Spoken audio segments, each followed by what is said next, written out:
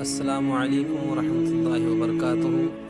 میرے پیارے اسلام بھائیوں، انوار شریعت اچھی نماز کا ہم 9واں باب لے کر حاضر ہوئے ہیں۔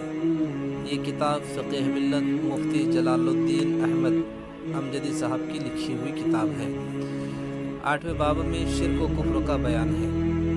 اس میں پہلا سوال، شرک کسے کہتے ہیں؟ 9واں باب، 9واں باب ہے۔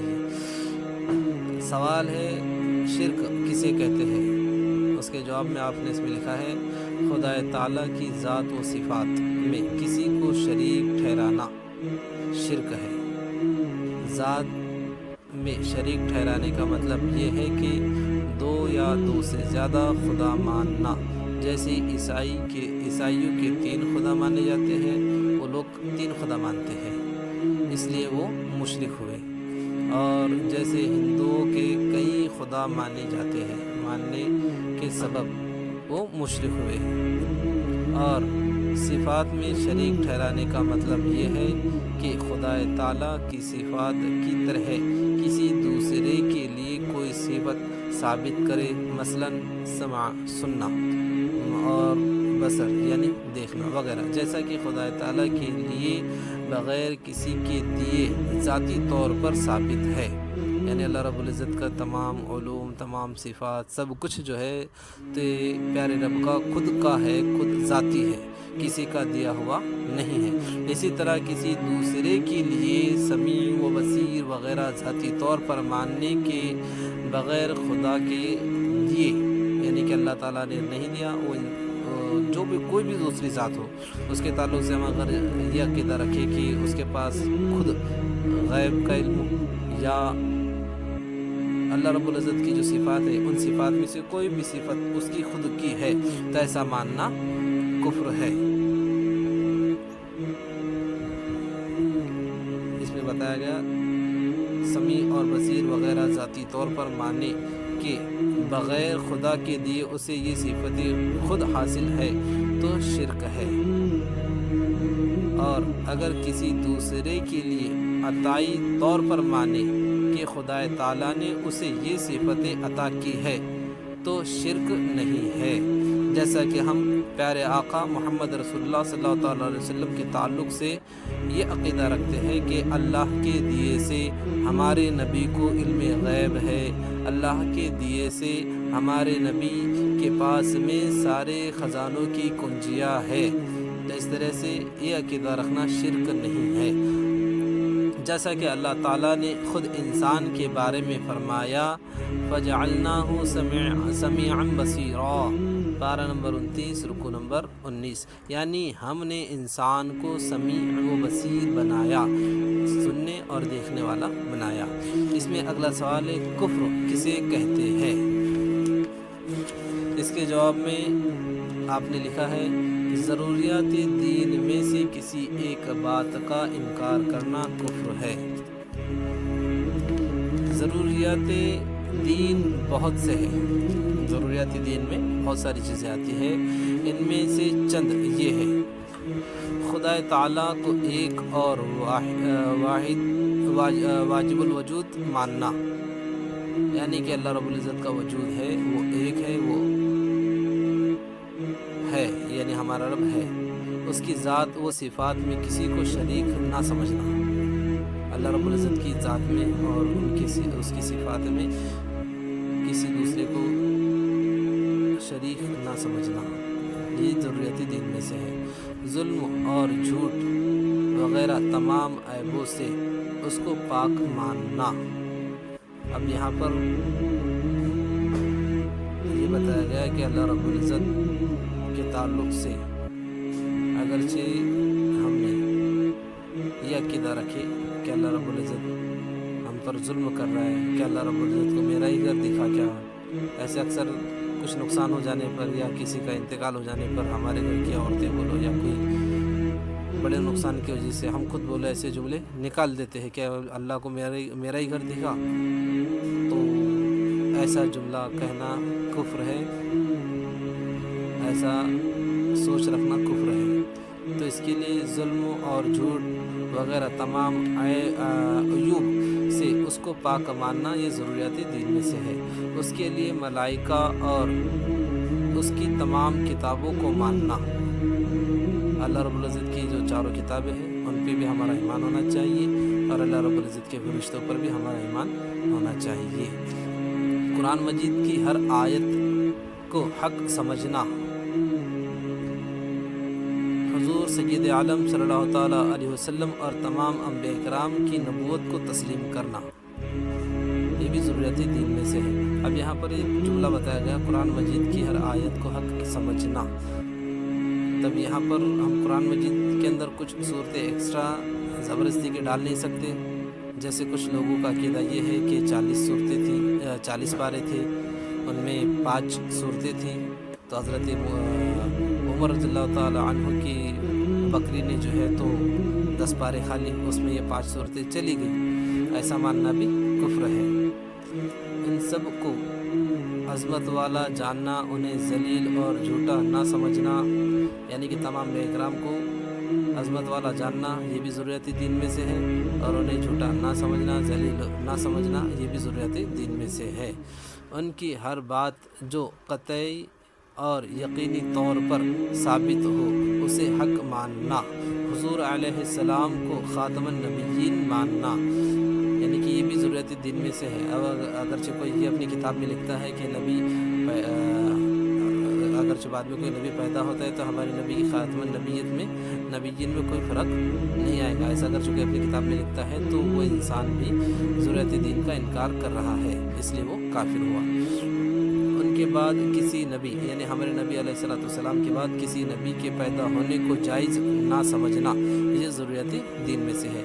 قیامت، حساب و کتاب اور جنت و دوزخ کو حق ماننا، یہ بھی ضروریات دین میں سے ہے۔ نماز، روزہ اور حج و زکوٰۃ کی فرضیت کو تسلیم کرنا، زنا، چوری اور شراب نوشی وغیرہ حرام قطعی کی حرمت کا اعتقاد کرنا، اور کافر کو کافر جاننا وغیرہ۔ اب یہاں پر یہ جملہ آخری میں جو دیا گیا کہ کافر کو کافر جاننا، یہ ضروری اس کے لیے کہا گیا کہ کچھ لوگ یہ کہتے ہیں کہ کافر کو بھی کافر مت کہو، ہو سکتا ہے وہ ایمان لے کر آ جائے، کچھ لوگوں کا عقیدہ یہ ہے، اس کے لیے جو ہے تو اس میں الگ سے پیشل جو ہے تو جملہ کوٹ کیا گیا کہ کافر کو کافر جاننا بھی ضروریات دین میں سے ہے۔ کسی سے، اس میں اگلا سوال ہے، کسی سے شرک یا کفر ہو جائے تو کیا کرے؟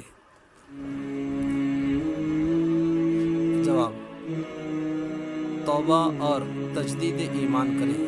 بیوی والا ہو تو تجدید نکاح کرے، اور مرید ہو تو تجدید بیعت بھی کرے، یعنی کہ اگرچہ ہم سے یا کسی سے بھی شرک یا کفر ہو جائے،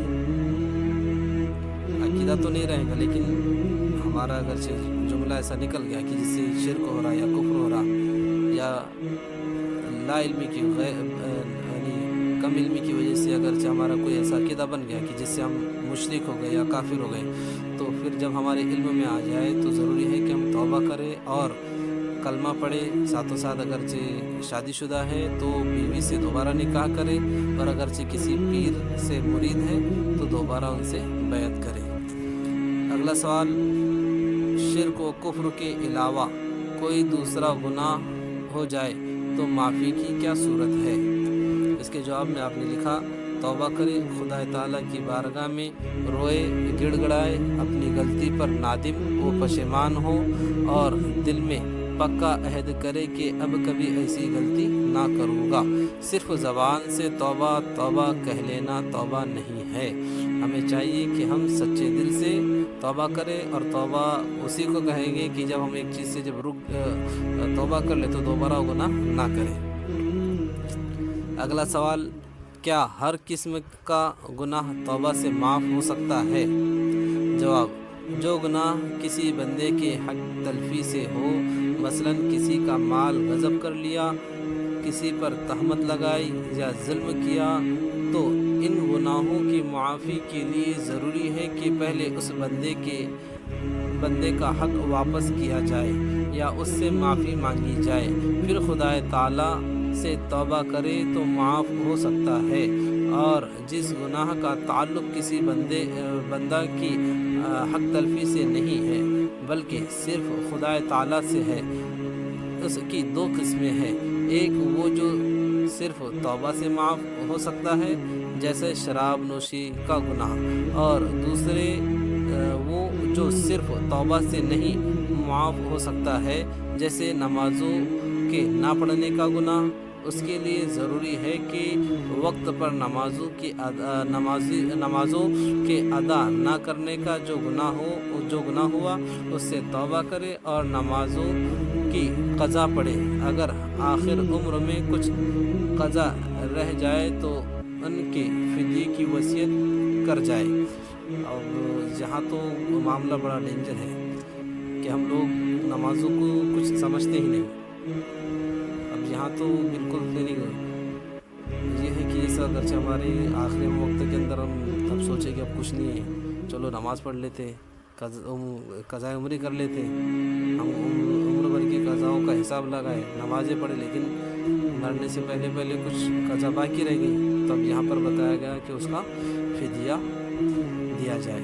اب فدیے کے تعلق سے آگے بیان آئے گا، تو ایک نماز کے بدلے کیا فدیہ ہے، ایک وقت کی نماز کے بدلے کیا فدیہ ہے، تو ہم انشاءاللہ آگے کی ویڈیو میں ضرور بتائیں گے۔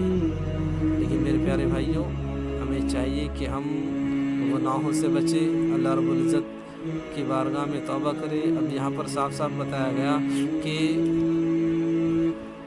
حقوق اللہ ہے، تو حقوق اللہ رب العزت چاہے تو معاف کر دے، لیکن حقوق العباد جو بندوں کے تعلق سے ہمارا ہم سے گناہ ہو جائے، کسی کی حق تلفی ہو جائے، کسی پر ظلم ہو جائے، یا پھر کسی کی چغلی ہو جائے، یا پھر کسی کے تعلق سے ہمارے ذہن میں بدگمانی پیدا ہو جائے، یا پھر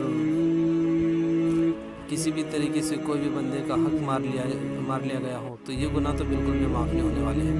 اس کے لیے ضروری ہے میرے بھائیوں کہ ہم، ہمارے اسلامی بھائی ہو یا پھر کوئی بھی ہو، انسان ہو، جانور ہو، کوئی بھی ہو، تو ہم اللہ کے بندوں کے حقوق کو صحیح سے ادا کریں۔ اگرچہ ہمارے پاس میں کوئی جانور پل رہا ہے تو ہمیں چاہیے کہ اس کے کھانے کا، پینے کا، اس کی خوشی کا خیال رکھیں، اس کے اوپر ظلم نہ کریں۔ تو میرے پیارے بھائیوں، اس بات کو ہمیں سمجھنا چاہیے اور اس پر عمل بھی کرنا چاہیے۔ اگرچہ میری کچھ باتیں نہ سمجھ میں آئیں تو دوبارہ مجھ سے جو ہے تو آپ کمنٹ کے ذریعے پوچھ سکتے ہیں۔ ہو سکتا ہے میرے کچھ جملے آپ کی سمجھ میں نہ آئیں تو کمنٹ میں ضرور پوچھیے گا، اور کچھ غلطی ہوئی ہو تو معاف کریں، اور کچھ ہم سے کوتاہی ہو تو ہمیں ترغیب دے کہ بھائی اس طرح نہیں، اس طرح بولیے، یا اس طرح نہیں، اس طرح سے کچھ نہ کچھ ٹاپک آپ بول سکتے ہیں، ہمیں صلاح ضرور دے سکتے ہیں۔ اور ہماری اس کوشش کو آپ پسند کرتے ہیں تو ہمارے چینل کو سبسکرائب کریں۔ السلام علیکم ورحمۃ اللہ وبرکاتہ۔